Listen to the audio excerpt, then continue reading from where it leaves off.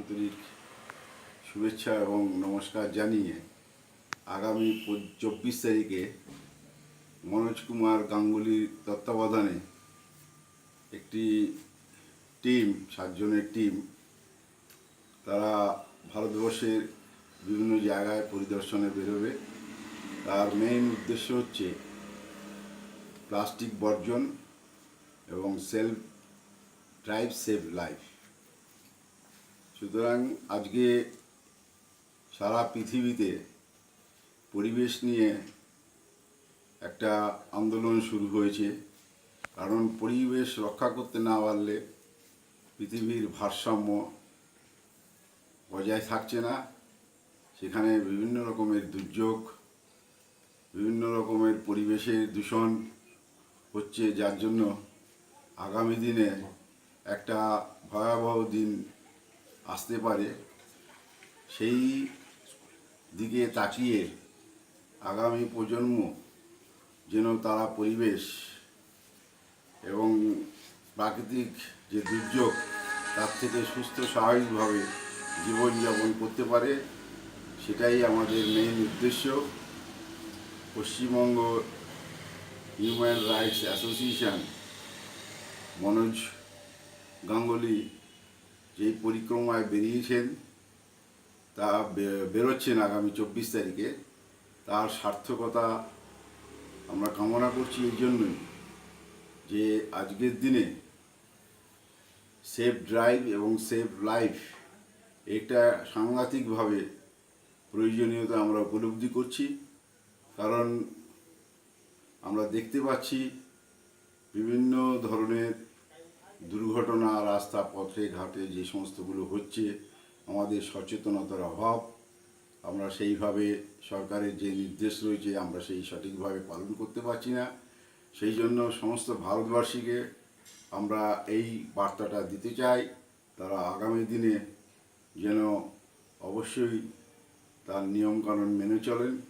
কারণ আজকালকার দিনে বিভিন্ন ধরনের দুর্ঘটনা যে ঘটে থাকে, তার আনুষঙ্গিক যে সমস্ত খরচ হয় তা প্রতিটি মানুষের পক্ষে বিয়ার করা সম্ভব নয়, এবং তার একটি জীবন রক্ষা করা আমাদের নৈতিক দায়িত্ব। প্রতিটি নাগরিক এই ব্যাপারে এগিয়ে আসবে, তারাও এই ব্যাপারে প্রচার করবে এবং অ্যাওয়্যার করবে সমস্ত নাগরিককে এবং ভারতবাসীদের, বিশেষ করে সারা বিশ্বে আমরা এই বার্তাটা পৌঁছে দিতে চাই যেন আপনারা প্লাস্টিক বর্জন করুন এবং সেভ ড্রাইভ সেভ লাইফ এটা মেনে চলুন। তাহলে হয়তো আগামী দিনে প্রতিটি নাগরিক সুস্থ এবং ভালোভাবে জীবনযাপন করতে পারবে। কারণ পরিবেশ যে দূষণ হচ্ছে চারদিকে, তা আমরা কিছুটা উপলব্ধি করতে পারছি।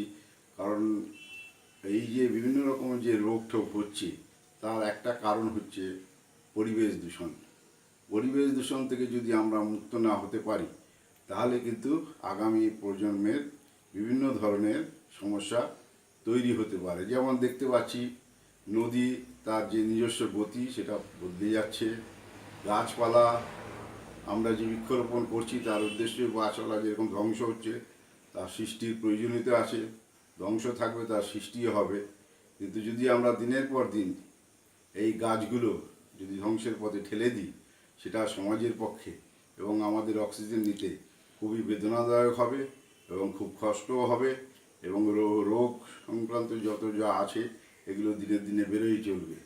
প্লাস্টিক বর্জনটা একান্ত দরকার এই জন্যে, কারণ আমরা দেখতে পাচ্ছি বিভিন্ন জায়গায় খাবার দাবার সেই প্লাস্টিকের মধ্য দিয়ে জার্মগুলো শরীরে ঢুকছে, এবং বিভিন্ন রাস্তাঘাট এবং যে সমস্ত নালা এই প্লাস্টিকগুলো ঢুকে সেই জায়গাটা ব্লক হয়ে যাচ্ছে, যার জন্য সেখানে এই সমস্ত জল জমার দরুন বিভিন্ন রোগের, যেমন ধরুন ডেঙ্গু, বিভিন্ন জায়গায় দেখতে পাচ্ছি ডেঙ্গুর একটা কি বলবো বেড়েই চলেছে এবং সেটা মৃত্যুর আকার ধারণ করছে। এই উদ্দেশ্যেই আমাদের যে 24 তারিখে যাত্রা করছে মনোজ গাঙ্গুলি তার সঠিক টিমকে নিয়ে হরিদ্বার এবং হিমালয়ের বিভিন্ন অঞ্চলে তাদেরকে অ্যাওয়্যার করবেন, এবং আমি আশা রাখছি আগামী দিনে এই পরিক্রমা ভারতবর্ষের চারদিকে ছড়িয়ে পড়বে।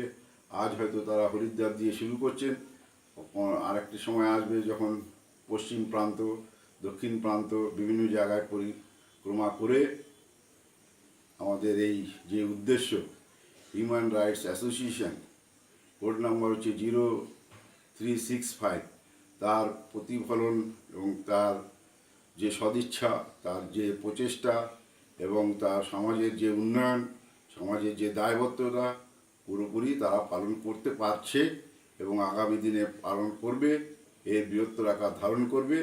এবং এই যাত্রা শুভ কামনা করে সবাইকে আমার আন্তরিক শুভেচ্ছা এবং তারা ভালোভাবে ফিরে আসুক, এটাই কামনা করছি।